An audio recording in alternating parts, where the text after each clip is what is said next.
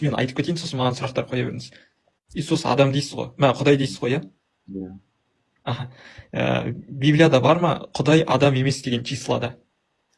В смысле, Құдай адам емес? Иә, сондай стих бар ғой, Құдай адам емес деген. Сосын басқа бір стих бар. Иисус крестте өлді ма, өлген жоқ па? Кресте өлді, иә. Аха, Құдай өлмейді дейтін стих бар ма? Библияда жоқ па? Бар, иә? Құдай өлмейді деген. Аха. Құдай, потому что ол кезде адам келпінде келіп тұр да. Жақсы. Енді екі мағыналы емес, бір мағыналы стих бар ма? Иисус Құдай деген. Библияда любой жерінен қарап көріңізші, бір мағыналы стих бар ма? Иисус Құдай. Бог и я одно дейтін бар, иә, бар. Ол бір мағыналы емес қой, ол екі мағыналы. Бог и я одно деген сөзі бар. Жарайды, ол басқа несіне противоречие болады. Отец мой более меня дейді. Бог и я одно емес, отец и я одно дейтін стих бар, и отец мой более меня дейтін стих бар. Ол бұл өмірге адам келпінде келіп тұр да. Да. Солай дейсіз, иә. Сосын. Жақсы, онда Иисус неге Құдайға құлшылық етіп дұға етті? Адам кейпінде жүрсе Құдай болып. Пример показать, иә. Yes. Пример показать. Жарайды. Ол дұға етіп құлшылық еткенде адамдарға пример ретінде үйретті, иә? Иә. Жақсы. Онда Евангелие от Луки Иисус неге түнде барып тауға жалғыз өзі дұға етті? Евангелие от Луки. Иисус пошел в гору, молился.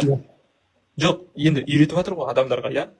Онда неге өзі жалғыз өзі құлшылық етіп жүр, дұға етіп жүр? Бүкіл жерінде өз әңгімесінен, өзі әкесімен сырласқысы келеді да? Оның өмірінің барлығы біз үшін пример. То, что мы и жеке Құдаймен сөйлесу керекпіз, и адамдардың алдында, и оның постоянный дұғасы бізге пример, что мы в жизни также должны быть ближе к Богу. Оның көрсеткен бойынша, даже жазылғанда, сендер адамдардың көзінше барып молитва етпеңдер, показуха қылып, жеке оңаша барып, тыныш жерде Құдаймен әңгіме айтыңдар деген сияқты да ол да. Жема екі бір басылып кетті, жалып отыр. Жоқ, әйелім ғой бе жақта отырған тойсында. Әйеліңіз де христиан ба? Иә. Машалла. Негізі, иә. Енді сұрақта менде де сендерге, андай, допустим, ангелді кездестіргенде қандай сезімде боласыңдар? Білмеймін, мен ондайға сенбейді екенмін. Қалай кездестіремін мен? Вообще сен алдынан бір ангел келеді, допустим. Қалай оған сенбейді, если Мұхаммед пайғамбар. Жоқ, ол бөлек адам, жаным, сен тоқтай тұр. Иә. Қандай сұрақ, иә, айт. Ну, сен, допустим, ангелді кездестіресің, да, сен қандай сезімде боласың? Қорқыныш сезімде боласың ба? Или махаббатқа толы, бір, қалай түсіндірсем болады, счастливый боласың ба? Или қорқыныш қалпында боласың ба? Ангелдардың түрі болады ғой енді. Өлім, ангел ғой. Өлтіруші ангел бола ма? Бар, иә. Бар. Оған ол кездессе адам қуанышта бола ма? Иә. Иә. Жоқ, үрейде болады. Неге болады? Даже өзі айтқан, ол кім аты кім еді ол ангелдің? Ол өзі айтқан, Азраил. Гавриил, Құдайға өзінің несі бар да, деп айтқан, Бог, за что ты меня так сделал, то, что меня люди будут ненавидеть и проклинать меня, бояться деген да. Ал өзінің жүрегінде, на самом деле, ешқандай адамға, ешқандай қорқыныш сездірмейді ол. Ну, допустим, сен жаман адамсың ба, жаман түрде келеді, допустим, деп айтылған да. Дұрыс па? Дұрыс емес па айтуым? Сіздерде неде, стихта, Ветхий Заветта бар ма? Давидқа ангел келген кезде, Давид не істеген? Жоқ, сен менің сұрағыма жауап бермедің ғой. Мен сенің сұрағыма жауап бердім, сен менің сұрағыма жауап бердің. Жарайды. Жоқ, мен дұрыс жауап алған жоқпын ғой сізден. Сұрақтан қашпайыз, Не болып жатыр? Жоқ, мен бағадан бері сұрақтарға жауап беріп жатырмын ғой, иттікі, биттікі. Жауап алған жоқпын ғой. Сұлтан мен Хасанов Диас екеуі бірге бір қалсын. Басқа адамдар қоспай тұрмын, қоя өтініш. Жарайды, қоя беріңіз енді. Мен сізге сұрақ қойдым ғой, Сұлтан. Сен қандай себепте боласың? Не үшін Мұхаммад пайғамбар қорқыныш сезімде барып, әйеліне барып қашып тығылып, мені тықшы дейді. Сосын барып Хадиджа айтады, ол Аллахтың пророчествосы бүйткен сөйткен дейді, өз ағасына апарады, дұрыс па, Вакака дейтін. Сол кезде Вакака не істеп жатады? Иудтардың кітабын переписывать етіп жатады, дұрыс па? Дұрыс емес па? Ол тұрады айтады, сенде пророчество бар, сен пайғамбарсың деп, Мұхаммад пайғамбарға айтады, сен пайғамбарсың деп. Сонда пророчествосын келтірмейді. Допустим, Иисус туылмай тұрып, оған пророчество болған, даже Ефлеемде туылады, осындай кезде, осындай, допустим, қалай беспорочный дейтін изначально уже бірнеше жыл бұрын жазылып айтылып қойған нәрсе да. Вот. А Мұхаммад пайғамбарда мына жерде где свидетельство того, то, что он получил истину. Даже, допустим, элементарно, Даже да? Библия Мұхаммад свидетельство. пайғамбарда, Даже Мұхаммад Библия. пайғамбарда, жоқ, тоқта, пожалуйста, көтейтер. Даже, допустим, ол Джабрил түседі, оған, чтоб халыққа тарату үшін, допустим, да? Ол тұрады да, айтады, читай дейді. Не читай, мен оқу білмеймін дейді. И ол өлгенше дейін бірде-бір өзі жазған жоқ кітапты, таки не научился жазуды, оқуды таки научился, потому что Мұхаммад пайғамбардың қасында адамдар жүрген, жазып, оның артынан айтқан сөзін. Он таки дальше не умел писать, читать. Дәлел емес пе енді? Әдейі таңдап алған Құдай сондай оқу жазуды білмейтін адамды таңдап алған, чтоб басқалар айтпас үшін. Онда Джабрил келіп неге читай дейді оған? Онда Джабрил келіп оған неге читай дейді? Ол біліп сен читать не умеет екен, әдейі келіп тұрғаны. Я білем, ол бір ұстазға келіп оған читай дейді, допустим. Ол қалай? Сен, допустим, вот қара, мысал келтірем. Сен ана білесің бір жарым бала екен, оған қолына қару сатсаң, ол өлтіретінін білесің, допустим, да? Сен сол біле тұра, оған қару бересің ба? Мысалы. Мен саған пример қылтырып тұрмын ғой, сен, допустим, білесің, ол жарым екенін, да, оған қару берсең, ол адам өлтіретін, сен білесің, допустим, бір досының біреуі, да? Адам өлтіруге не қатысы бар оқудың? Адам өлтіруге не қатысы бар оқудың? Мен саған пример кезінде келмейді ғой ол пример. Сендердің қарашы, Диас жалпы соңғы пророчество туралы айтты ма? Иисус болды, Иоанн Крестительден кейін пророк келмейді деп айтты ма? Иә. Айтты ма? Иә. Стих, қай стих айтшы, өзім қарап көрем, айтты сондай болса. Қай стих дейді саған? Басқа келетін көп антихристер, лжепророки. Жоқ, ол емес. Оны біледі ол. Білем оны. Соңғы болды, Иоанн Креститель, соңғы пророк, одан кейін пророк келмейді деп айтты ма? Чтоб сіздер утверждать етесіздер ғой, болды, Иоанн Креститель соңғы пророк деп. Ал Иисус Бог деп. Келеді деді да, болады деп, проповедники басқалары деді да. Но кім Исаны Құдай деп істемейді, берілген ілімді қарсы айтады, ол адам Құдайдан емес деді. Кім Исаны Құдай деп таңдамаса, значит ол лжепророк деді. Одан тыңдамаңдар деді. Құдай деп ондай бір мағыналы сөз жоқ қой. Господь деген сөздің өзі еврей тілінде көне басқа господин деген мағынаны білдіреді ғой, білесіздер ме? Яхве. Яхве. Сонда Иисус Яхве ма? Өмірде жаратылыс адам сөйлей бастағанда ең бірінші тіл қандай болған? Сіздерде не дейді? Сен оқып көр, бірінші арамейский болады. Арамейский тілінде Құдай сөзі Эллах дейтін, Эллахим. Эллохим дейтін иврит тілінде. Аллаха дейтін арамей тілінде. Арамейский Эллаха болады. Значит, осында Құдай деген Эллаха болып тұр, я? Допустим. Аха, Эллаха болып тұр. Ал араб тілінде Аллах болып тұр, я? Я, бізде қазақ тілінде Құдай деп тұр. Құдай дейміз енді, Құдайды Құдай дейміз енді. Просто Құдай деген сөз ғой, потому что ең бірінші әлем жаратылғанда бірінші сөз қандай болған? Бог, то есть Эллах. Сонымен не болды? Енді қараңыз, Диас, сіздерден точный айтқан жоқ стих. Яғни Иоанн Креститель соңғы пророк деген стих жоқ. Бірақ сіздерде мынандай стих бар. Иоанн Крестительден сұрайды. Иоанн Креститель сен ба дейді, Мессия дегенде ол не дейді? Жоқ, мен емеспін Мессия дейді. Иә, Мессия кім болды? Кім Мессия? Иисус болды, жақсы. Сосын Иоанн Крестительден сұрайды, сен ба Моисей айтқан пайғамбар дейді. Сол кезде Иоанн Креститель не дейді? Мен емес дейді. Значит, Мессия Иисус болып тұр, ал Моисей айтқан пайғамбар кім болып тұр?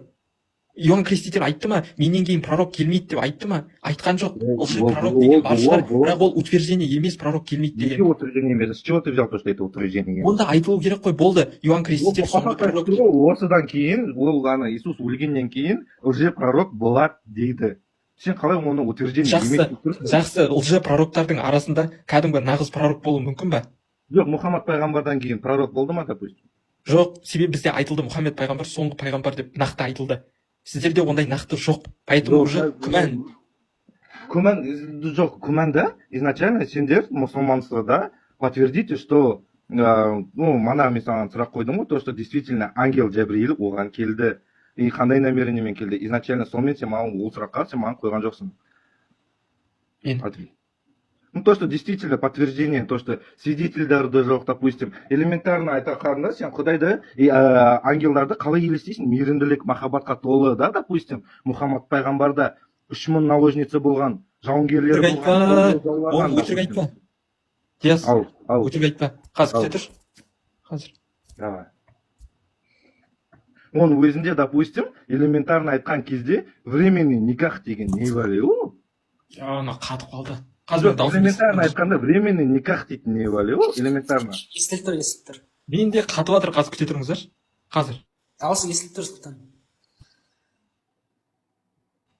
А Библияда сен мынаны өлтір, сен мына неверующийді кездестір, сен Ей, асықпа, Диас, түсіндірем. Ей, асықпа шеш. Күтшеш менде қатып жатыр.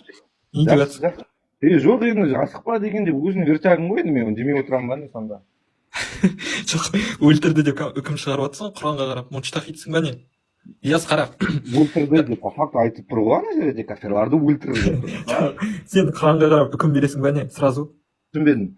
Құранға қарап үкім шығарасың ба не? Енді неге қарап сен үкім бересің? Бізде мазхаб бар мысалы. Ұстаған. Аха, иә. мазхабта ол мектеп, мұнштахиттар бар, білімділер. Тәпсір деген бар бізде. Аха, Диас қара енді. Өлтір дегенде, былай бірінші мынаған жауап берші. Пайғамбар неше жыл Меккеде адамдарды исламға шақырды? Неше жыл екенін білмеймін енді. Енді білмейсің, неге айтасың ондай қарапайым Неше жыл екенін білмеймін, бірақ Меккеде қу шығарғанын білемін Мұхаммад пайғамбардың. Потом ол өз Меккесін келіп 10 000 жауынгермен жаулап алғанын білемін. Ал енді саған түсіндірейін. Менде қатып тұр кішкене телефон. Былай, 13 жыл пайғамбар Меккеде исламға шақырады.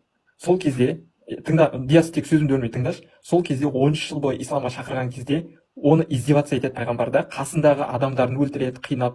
Сосын пайғамбардың ішек қарын, түйенің ішек қарын ақтарады, басын таспен жарып жіберемін дейтін құлшылық намаз оқып отырғанда пайғамбар қорлап сондай өте жаман істер істеген, даже оңбаған болған соншалық жаулар не істейді?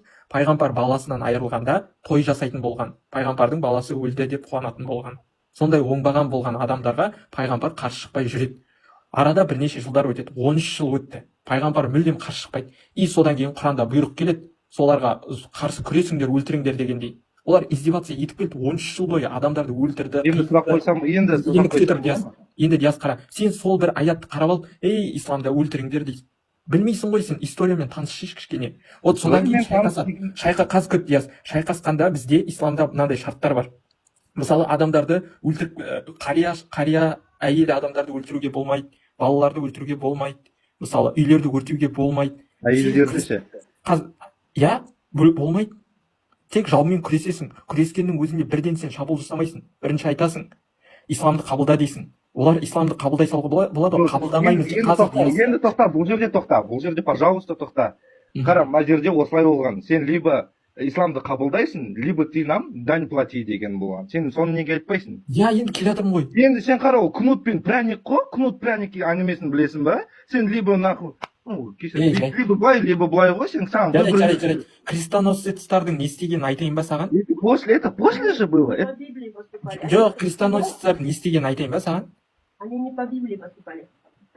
Иә, балаларды, адамдарды қырып өлтірді ғой. Иерусалимға барған кезде күнәдан тазарамыз деп адамдарды өлтірген, тамақтарын ұрлаған. Мына жақта дейтін маған Мұхаммад воевать етіп жүрген кезінде оларды да өзінің тірлігін істейді да енді. Бірақ ол истинно Библияны жүрген адамдар деп айта алмаймын, они прикрывались по факту. Мойындаймын, ана жерде прикрывались. Истинный христиандар емес олар, которые веровали. Олар ана политический немен жүрді да, олар ана жерде крестоносецтар. Бірақ мына жерде қарай енді. Допустим, временный никахты қалай сен маған түсіндіресің, это раз. Временный никах бізде құлшылыққа алады ғой әйелдерді, соларға рұқсат сұрамай переверіңдер деген әңгіме, ол қалай? Сунниттарда бұл рұқсат емес, иә. Ну сендер өздерің как-то, тоже, еще Құран истинный, Құран бір дейді, да, допустим, өздерін бөліп алыңдар каким-то образом. Ей, Библияны айтпай-ақ қойын. Библияны сақталған кішкене дәлел келтіре аласың ба? Ол да Библияда, допустим, олар измена, қай жерде изменено, кім қай жерде, қай уақытта, қай не екен, по факту жазылып тұр. Жарайды. Библия қашан жазылды? Құран неше түрі болды, допустим, бірінші басында. Құран неше түрі болды, айтшы маған. Неше түрі болды? Бір түрі болды? Жоқ. Екі неше түрі болды? Не то, что 6 жылдан кейін бір түрі Құран болды, сен тоже қарамағансың ғой. Қара олар. Неше? 70 болған ғой. 72 ма? Давай, әкел. 70 дегенді әкел. Ну, я как помню жетпіс енді базар. Әкелші енді 70 Бірақ біреу дегенді. емес деймін. Потом сендердің авторитеттерін біреу в общем, бесеуі қалған дұрыс па? Типа, Абу Ханифа, Салафиты, Вахабиты, мұны, которые авторитетный адамдар біреу қалдырған, біз осымен ұстанамыз деген. Сендер қазір барып Кавказға барып. Яс, осы жерден тоқтата қойыңыз. Сіз бәрін қате айтып жатсыз. Абу Ханифа емес, вообще қатысы жоқ. Құранның қырағаттары болады, иә? Оның диалекттар болады. Қырағат дейтін болады, диалект дейтін болады. Диалекттар болған кезде, ол диалект дейтін мысалға бір Қазақстан дейікші, Қазақстанда бір жерде шалбар десе, бір жерде сым дейді да. Бірақ екеуінде нені білдіріп тұр?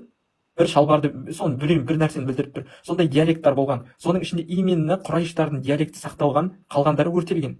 Осы ғой. Ода диалекттар әртүрлі түскеннен Құранның өзгеше деген сөз емес ол. Бәрі бір Құран. Одан кейін екінші нәрсе, қырағат. Екінші нәрсе қырағат.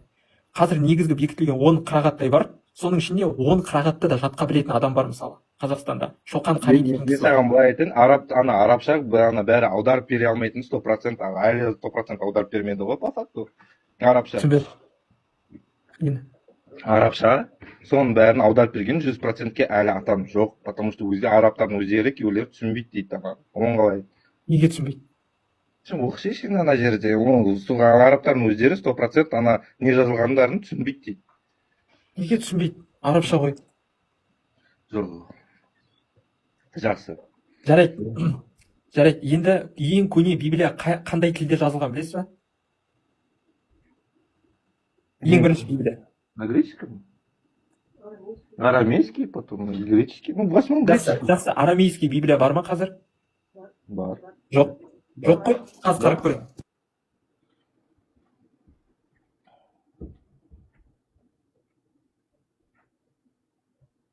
Тұрыңыз, қарай қойын интернет. Иисус өзі древний арамейский тілде сөйлеген, бірақ древний арамейский емес, ең көне Библия греческий. Ивритский ма? Арамейский бар ғой, главное. Полный ма? Жоқ, бар ғой, главное, арамейский. Үзінділер ма? Жақсы. Қараңызшы, енді бір қызға айтайын сізге. Бұған дейін, неге дейін, христианствоға дейін, бұлай айтылған ғой, Авеста дейтін зороастризмнің книгасы ғой, сонда айтылады, Саушиант деген пророкты жібереді дейді, Ахура Мазда дейді, Саушиант дейтін пророкты Құдай жібереді дейді, пророк. Ол не дейді, өлілерді тірілтеді дейді, ол Анхра Майнюға қарсы, зұлым күшке қарсы күреседі, сосын оны жеңеді дейді, бейбітшілік әлемде орнайды дейді. Не дейсіз? Сосын ол пәк әйелден девадан дүниеге келеді дейді, ол Саушиант дейді. Тұрма, Құдай келеді деп тұрма, или пророк келеді деп тұрма. До христианство айтылып кеткен. Честно түсінген жоқпын, қайтып айтасың ба? Жарайды, Құдай пророкты жібереді. Жазып көріңіз, Саушиантты жібереді. Иә? Саушиант ол пророк, Саушиант. Сосын ол кім пророк деп мойындады, қай жерде оқыдың сен оны? Авеста дейтін кітап до христианства, Библияға дейінгі кітап. Біз айтамыз, что бір Құдай болған, одан пророктар болған. Енді саған бұрсақ, ең бірінші религия, қандай религия болды? Ең бірінші ма? Ең көне қазір сақталғандардан индуизм. Ал бұлай мифология бойынша шумерский мифология. Ал біздің айтатынымыз негізгісі ұстанғаны адамның. Ол ислам дейміз. Иә. Библия қараңыз, Библияда христианство ақиқат дейтін сөз жоқ, потому что христианство после Иисуса пайда болады, дұрыс па? Библияда христианство религиясы деген жоқ, религияны адамдар шығарған. Ал Құранда сол сіздердің, қараңызшы, Диас, мұқият айтам, ешқандай мазақ қылатын ондай ойым жоқ, просто шын жүректен сіздерге айтам, сіздердегі Отец Небесный дейтін бар ғой, көктегі әке деген, негізі сол Құдай. Иисус түнде дұға етіп құлшылық етіп жүрді ғой, тауға барып, міне сол Отец Небесныйға құлшылық етті, потому что Отец Небесный Құдай. Соны басқалар мойындады, білді, мысалға Варнава дейтін білді, бірақ оны не істеді, ысырып тастады, Варнаваны қабылдамады. Негізі Отец Небесный деп отырған көктегі әке деген әке метафора, яғни көктегі Құдай деген сөз. Сол көктегі Құдай, яғни біз оны Аллах дейміз. Сол Құдай дұрыстап, Құранды түсіріп тұр. Ана христианствоның қателігін дұрыстап тұр. Құранда айтады, Құдай бұл үштік емес дейді. Маида сүресі ма, қателеспесем, Құдай бұл троица емес дейді. Ал троица дегенді кім енгізді? Никейский соборда 3 ғасырдан кейін енгізді. После смерти Иисуса 3 ғасырдан кейін енгізді. Иисус, егер троица ақиқат болса, Иисус бір мағыналы нақты айтар еді. Троица мен де құдаймын дегендей айтар еді, бірақ ондай стих жоқ. Ол интерпретация екі мағыналы стихтан. Троица деген түсінікті ма? Міне, негізгі құдайларыңыз негізі Отец Небесный, ал Иисус бұл сол посланник. Я был послан отцом деп айтпай ма Библияда? Послан.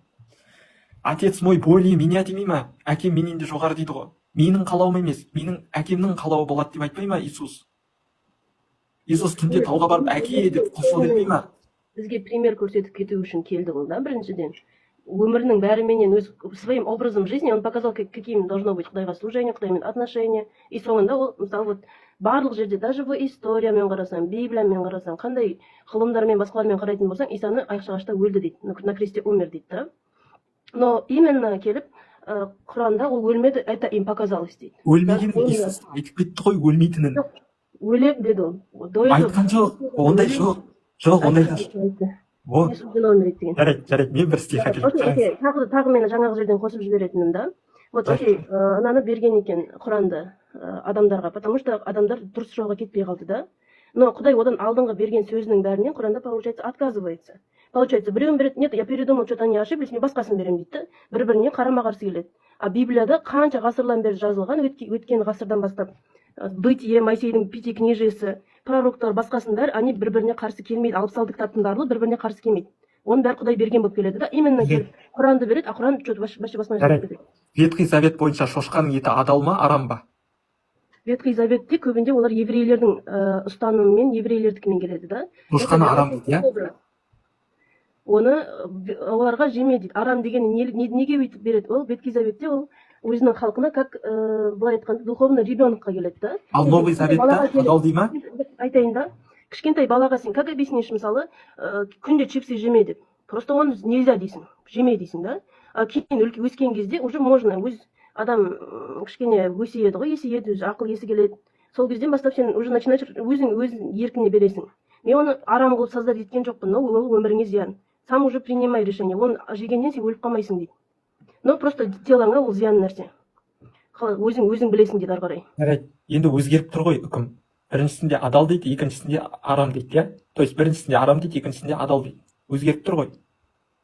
Ондай прям ондай өзгеріс емес қой ол. Басында просто ол қандай зиян екенін айтады да, сосын кішкентай балаға үйреткендей қылып, былай өткен ешқандай закон болған жоқ, ешқандай правила болған жоқ, ненің адам денесіне зиян келеді, не зиян келмейді, ондай түсінген жоқ қой ол кезде халық, поэтому сөйтіп пришлось объяснять. Жарайды, онда еврейлер неге Иисусты өлтіргісі келді? Потому что олар әбден религиозностьқа кіріп кетті да, олар Құдайдың берген заңымен емес, өздерінің традициясын араластырып жіберді, өздері андай надан емес, не дейтін, эгоист болып кеткен. Қай жерде болмасын өзінікін қойып кетеді да, өйткені. Например, Құдай оны істеме дейді да, а вот вожди вот эти, олар өзінің қалағанынша ананы бұрмалап алады, ақшаларын алып қояды халықтың, сондай болғаннан кейін, олар дұрыс әкелмегеннен кейін. Иса оларға қарсы айтады, дұрыс емес істейсіңдер. Негізі нағыз Құдай сондықтан Иса да келген жоқ та, чтобы показать, что олар сен дұрыс жолға келатқан жоқсыңдар деп. Сендер вот осындай болу керек, Құдай өзі пример әкелу керек болды ғой. Потому что халық вообще шатысып кетті. Енді міне, дәл солай, христиандар да шатысып кеткесін, ислам соны дұрыстауға келді. Және исламда нақты айтады. Бұл кітап соңғы дін, ислам дейді. Соңғы пайғамбар, Мұхаммед пайғамбар дейді. Бізде явно четко айтып кетті. Соңғы. Иса бірақтан Библияда айтылғанның барлығына қарсы емес, мен оны наоборот нақтылау үшін келдім дейді да. Одан алдың әкелген андайлардың барлығын түсіндіріп береді. Одан правиласын бәрін осымен өмір сүру керексіңдер дейді. Но адам өлтірдің дегенде адам өлтіру күнә, но мен больше скажу, сен біреуді ненавидишь, это уже күнә деп, более үлкен адамға айтқан сияқты түсіндіреді да, жүректің, что ниетіңмен сен де дұрыс болу керексің деп. Өйткені олар ниетімен болған жоқ қой. Олар наоборот Библияда айтылған нәрседен қарсы жүріп өмір сүрді. Вожди вот еврейские. Ол наоборот Библияны нақтылау үшін келді ол. Одан алдыңғы ескі заветтің бәрін нақтылау үшін келді. А Құран келеді де Библияның бәрін ысырып тастайды. Құдайдың одан алған берген нәрсесін бәрін ысырып тастайды. Дұрыс емес қой ол. Дұрыстап тұр ғой бәрін. Дұрыстағанда сонда өзің айтқан сөзінен ол бас тартып тұр ғой Құдай, получается. Кәфірлерді өлтір дейді. Кәфірлерді өлтір дейді. Неге Мағына түсіндірдім ғой, неге өлтір? Хоть біреуді ненавидишь, уже күнә, да? А сіздерді өлтіруге болады. Если бір адамды өлтіретін болсаң, он может даже Құранмен оправдаться, не то что басқа нәрсе. Өйткені Құранмен он правильно поступает. Өйткені Құран сендердің пайғамбарларың адамды өлтір деген. Жоқ, бірден Құранға қарап, бағана айттым ғой сізге, сира дейтін бар, сол оқиғасы бар, тарих бар, соны қарап шығу керек, іздену керек. Бірден сіз Құранға қарап, бірден айта алмайсыз, үкім шығарып не істеп. Түсінесіз ба? Бірден айта алмайсыз. Мысалға Библияда да бар ғой стихта, Иисус айтпай ма, мен қылышпен келдім бұл дүниеге дей ма? қылышпен келдім дейді. Қылышпен деп ол именно андай мағынада айтады ол. Прямой адам өлтірген жоқ қой ол. Адам өлтіру үшін келдім деген жоқ. Ол бірде бір адамды өлтірген жоқ, наоборот өліні де тірілтті да. А Мұхаммед қанша адамды қырып салды просто так. Қанша адам айтыңызшы. Очень много историямен. Өтірік айтпаңыз. Санын айтыңыз. Элементарно бір қаланы жаулап аларда, бұл ана сен золотың қайда деп біреуді қинаған жоқ па? Кім айтты ондайды? Бару. Пайғамбар бірнеше адам өлтірді деген өтірік ақпарат. Бір ғана ақпарат бар. Мына бір адам деген өзі қарсы шығып пайғамбарды өлтіргісі келеді бір шайқаста. Сол кезде пайғамбарына түрткенде қорғанады ғой, қорғанады. Сол кезде анау өліп кетеді. Сол кезде өліп кетеді. Бір адам болды. Бір қаланы жаулап аларда. Пророктар, қараңызшы, қазір пророктар адамға қарсы, жауына қарсы соғысса, ол пророк болмайды деген сөз емес. Мысалы, Моисей фараонға қарсы шайқасты ғой, ол да адамды өлтіріп қойған кезі болды. Моисей, Давид та, сіздерде патшалар бар ғой, Соломон патша, Давид патша, олар да күресті ғой мысалы. Сосын сіздер мысалға аморальный деп айтып жатсыздар, сіздер де айтпай ма, Соломонда 1000-ға жуық әйел. Ол бірақ Құдай айтпайды оны дұрыс поступал деп. Ол отошел от Бога дейді. Отошел емес, енді дұрыс емес істеді. Құдай оған риза болған жоқ ол сонша әйел алғанына. Библияда айтылады, наоборот, сотворил он мужчину и женщину, только екеуі ғана болу керек дейді. А мұсылмандарга айтады 4 әйел. Қақтан алады 4 әйелді? Это прихоти Мұхаммедтің. Допустим, Соломонға дейін алайық. Абрам, неше әйелі болды? Авраамға да ол ырза болған жоқ, содан бәрінен кейін келіп мәселені берген жоқ па ондай. Өтірік ақпарат. Ырза болмады Құдай деген ол өтірік ақпарат. Бұл кезде законда болған жоқ. Абрамда Ажар мен Сара болды Абрамда. Иә, ол дұрыс емес. Жақсы. Ол тек Сарадан мен саған қанша істеймін дейді да, ол адамдықпен келіп Ажармен істеген үшін кейін вот мұсылмандар шығып тұрған жоқ па оның қателігінен кесірінен. Дұрыс емес жақтан шығып, даже изначально келген кезде, түкпіріне келген кезде, даже Ажар көңінен туылады ғой, ошибкасының еңсесіне. Даже сояқтан алатын болсаң. Онда Абрамды кінәлайсыз ба сол? Тақырларды қараш, христиан тәте vs суы. Жақсы, Авраам емес, допустим, кім бар тағы? Басқа да пророктар бар ғой. Кім еді Авраамның? Якуб. Сіздерде не дейді? Жақып па, Яков, иә. Ол екі ана сестраны алады. Оның бәрі дұрыс демейді ғой Құдай. Бәлкім дұрыс шығар. Жоқ. Сіздерде Иисус та үйленеді, қайта келеді ғой мына дүниеге. Возвращение болады ғой, сол кезде Иисус та үйленеді. Ол лжепророк Исаның атымен жабылып келетін бірінші. Бірінші келетін ба? Бірінші келеді, лжепророк келеді, Мағдиге береді, ой соны қабылдаңдар деп, қанша даже Библияда жазылған, что бірінші лжепророк келеді и антихристке береді дейді. То есть сіздердікімен Мағдиға береді. Биліктің бәрін, вот сол жақсы андай деп. Менен деп. Потом соңында Исаның өзі келеді и сол кезде Армагеддонда болады конец. Жоқ, Мағдидің өзі қарсы шайқасады лжепророкқа. Бірінші шыққанда. Иә, Мағдидің өзі қарсы шайқасады лжепророкқа. Допустим, жарайды, қараңызшы, христиандардың лжепророкқа қалай алданып қалатынын айтам. Сіздерге екі таңдау беремін. Мен сұрағым мұқият тыңдап алыңыздар. Екі адам келеді. Біреуі келеді, бір көзі жоқ, айтады сосын. Мен крестте өлгенде бір көзімнен айырылдым. Мені соғып тастады, бір көзімнен айырылдым. Мен өлілерді тірілтем, мені Құдай деңдер дейді. Ал басқа біреу келеді. Сосын шошқаларды қазір бірінші адамды айттым қазір. Екінші адам келеді. Шошқаларды өлтіреді, крестті бұзады. Сосын исламды ақиқат дейді. Қайсысы лжепророк? Екеуі де лжепророк, потому что Құдай Иса келген кезде, ол уже мен таңдаймдар, мен осымын демейді. Ол келген кезде әлемнің барлық шүкпір-шүкпірінен келеді. Ол көрінеді аспанда как андаймен қанша величествосымен келеді да, и ол сотқа келеді. Ол уже мен осы сендер істеген деп бәрімен сөйлесіп жүрмейді. Уже всем будет и так понятно, что ол Иса Құдай келе жатқан. Ол кезде уже поздно будет, оны қабылдамадың, өйткені соттауға келемін дейді уже. Соңғы пророкты неге мойындамайсыздар, айтыңыздаршы. Өйткені ол Исаны өліп тірілгенін мойындамайды. Ал Исадан кейін істегендер, кім оны өлімін қабылдамайды, ол уже лжепророк дейді. Жарайды, Иисустың өлмегенін мен дәлелдеп берсем, қабылдайсыз ба соңғы пророкты? Даже историктер оны өлгенін дәлелдеп тұрған кезде. Өтірік қой. Қанша историктер. Жарайды, мен Иисустың өзінің даже сіздердің андай үлкен атынан қалдым, андайға шыққан ғой. Қарсы осындай дебатта диспутқа. Оның өзінде де дәлелдей алмаған, диспуттың өзінде дәлелдей алмаған, что Иса өлмеген екен. Сіздерге қазір мен Иисустың өзінің сөзін айтам. Иисустан знамение сұрайды. Сол кезде Иисус айтады, знамение болады сендерге дейді. Сын человеческий, қазір архив күтеді. Сын человеческий дейді. Как Иоанн дейді, кім ғой Иоанн деймін, Юнус бар ғой, Юнус китте болған. 3 күн 3 түн китте Юнус қалай болса, сол секілді сын человеческий в сердце земли дейді, 3 күн 3 түн болады дейді. Енді сұрақ, Юнус тірі болды ма, өлі болды ма киттің ішінде? Ну, Құдайдың алдында өлі адам жоқ қой, өйткені Құдай Жоқ, үшін Юнус үшінші өлі болды міндет, ма, тірі болды ма төртінші. киттің ішінде? Міне Юнус киттің Евангелие ішінде өлі болды ма, тірі болды ма? Библиямен оқыңызшы, Матфея 16:21 айтады. С того времени Иисус начал открывать ученикам своим, что ему должно идти в Иерусалим и много пострадать от старейшин, первосвященников и книжников, и быть убиту, и в третий день воскреснуть. Сөйтіп айтады. Кейін Матфея 17:22-23 айтады. Когда они были в Галилее, Иисус сказал им: Сын человеческий будет предан в руки человеческие, и убьют его, и в третий день он воскреснет. И Марка 7:31 айтады. И начал учить их, что Сыну человеческому должно много пострадать, быть отвергнутым старейшинам, первосвященникам и книжникам, и быть убиту, и через 3 дня воскреснуть. Луки 9:22 айтады. Сыну человеческому должно много пострадать, быть отвергнутым старейшинам, первосвященникам и книжникам, и быть убиту, и в третий день воскреснуть. Вот даже Луки 18:31-33 қарасаңыз, Иоанна 12:32-33 қарасаңыз, ол өлетінін айтады. И вот Иоанна 12:32 айтады. И когда я вознесен буду от земли, всех привлеку к себе. Сие говорил он, давая разуметь, какой смертью он умрет.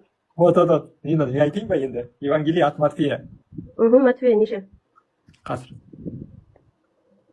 Матфея 12:38. Қараңыз.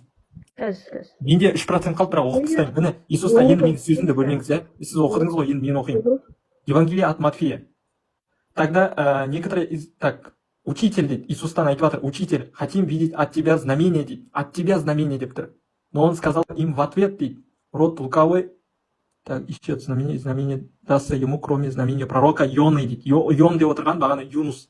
Ибо как Йона был в чреве кита 3 дня и 3 ночи, так и Сын Человеческий будет в сердце земли 3 дня, 3 ночи. Как Иоанн был в чреве кита, так и Сын Человеческий будет. Кімден сұрап тұр знаменияны? Иисустан сұрап тұр. Иисус айтады, Юнус секілді 3 күн 3 түн. Тірі ғой Юнус киттің ішінде. Сонда получается, бұл сөздерді книжник и фарисейлерге айтқан. Мен сендерге ашып ештеңе айтпаған оларға, только мысалдармен келтірген, прямо айтпаған, потому что они и так уже его не примут. Қанша истина айтсаң да не примут. И вот сердце земли дегені, если прямой перевод істейтін болсаң, прямой емес, мағынасыменен, вот современный перевод дейді, синодальный емес, ескі русский емес, ол в могиле деген. Если қазақшамен переводпен қарайтын болсаң, ол вот жер қойны, то есть могила. Могилаға кім түседі? Могилада 3 күн істейтін, ол Құдай. Құдай даже смерть. Смерть он победил, получается. Сонда қалай ол могилаға аяқта тұрады да, могиламен просто өлмейді, келе салады.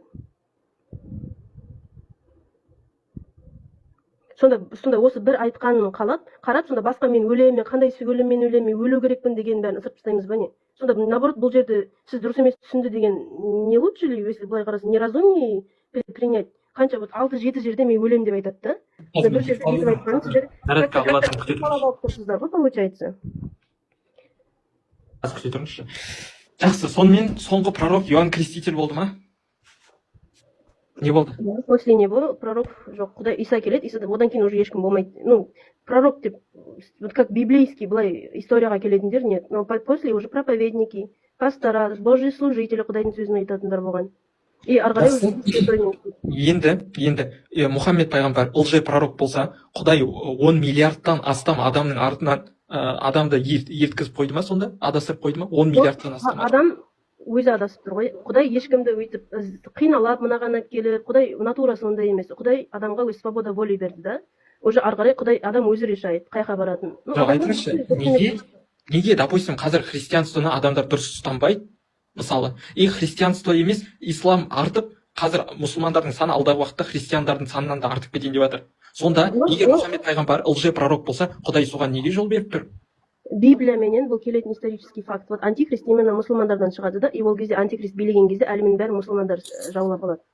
И сол кезде христиандарға көп өтірік айтпаңызшы. Иисус өлтірмей ма антихристті? Иисус келіп Мұхаммед пайғамбарды өлтірді ма? Неге өтірік айтасыздар? Ойдан шығаратын нәрсе емес.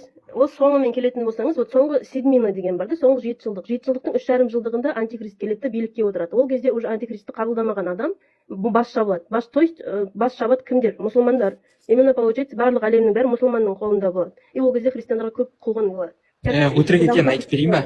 Антихристті кім өлтіреді? Антихристті потом соңында барлық әлем уже конец болған кезінде, Иса соттауға келген кезінде өлтіреді оны. Антихристті Мағдиді. И потом уже... Мағди дейді, антихрист. қараңызшы жақсы. Егер Мұхаммед пайғамбар антихрист болса, оны Иисус өлтіру керек па сонда?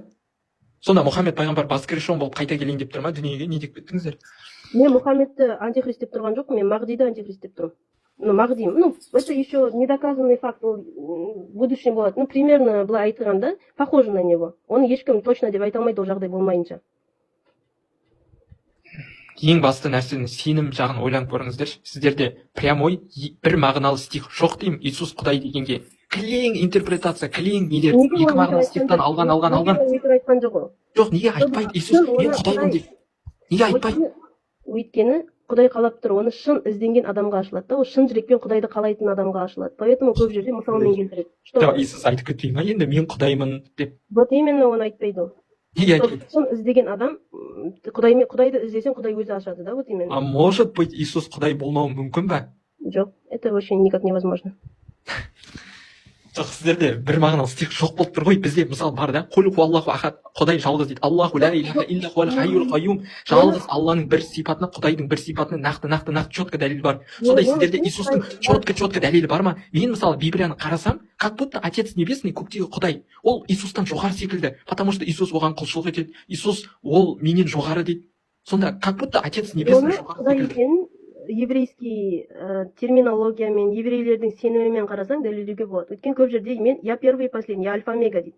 Альфа-омегамын деп, только Құдайдың аты ол, альфа-омега деген. Өйткені Құдай сөйтіп еврей халқына ашылған что он и есть первый и последний. Ол да екі мағыналы стих, ол да бір мағыналы емес, оны түрлі интерпретация жасауға болады. Түсінесіз ба? Отец я одно дегенде бір мағыналы стих емес. Ол да екі мағыналы стих.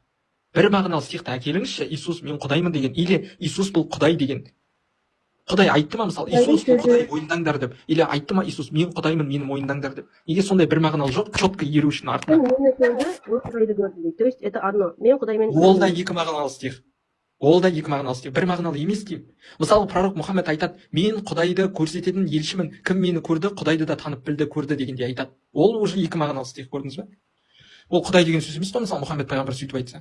Окей, бірақ сіз Құдайды іздеген адам болсаңыз, не только вот чтобы доказать что-то, ол жердің дұрыс емесін ғана істеймін деп емес, шын просто Құдайдың кім екенін ізденетін болсаңыз, сіз Құдайды кездестіресіз.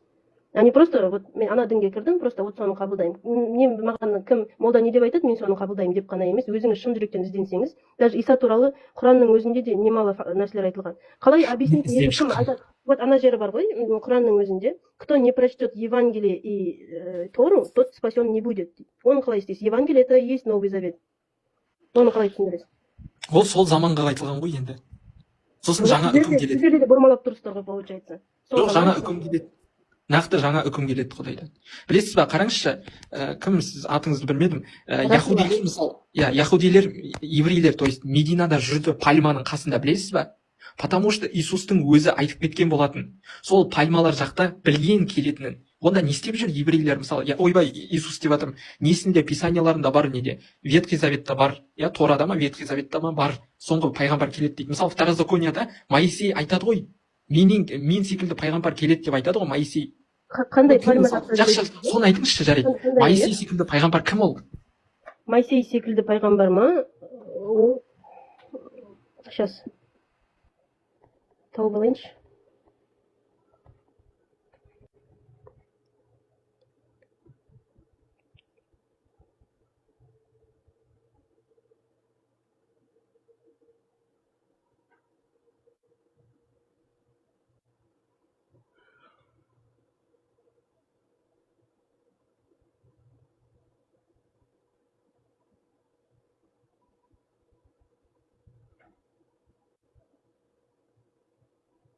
Жоқ, сөйлеп отқан жоқпыз. Стопта. Спор. Сіз сонда Моисей ретінде келетінде анау деп тұрсыз ғой да? Ол андай қылып айтады. Сонда Моисей ретінде келеді да, но Құдайдың айтқан сөзін бәрін осып тастайды. Новый законда шығарып кетеді. Моисей да новый законмен келген жоқ па? Моисей Құдайдың законымен келді да? Новый закон ғой. Сонда, получается, Моисейге берген законды мен ысырып тастайын да, мен сендерге новый закон беремін деген демейді ғой. Это новый закон ғой, Сонда одан алдын Құдай берген сөзінен өзі отказывается, получается. Вот сонда, мысалы, мынандай жерлерде бар да? Құранның өзінде жазылып тұр. Оны мен қазір точно айта алмаймын. кім болып өткен мен сол майсейдің ретінде келген мен деп айтпайды ешкім. Бәсе, енді дұрысталды, иә.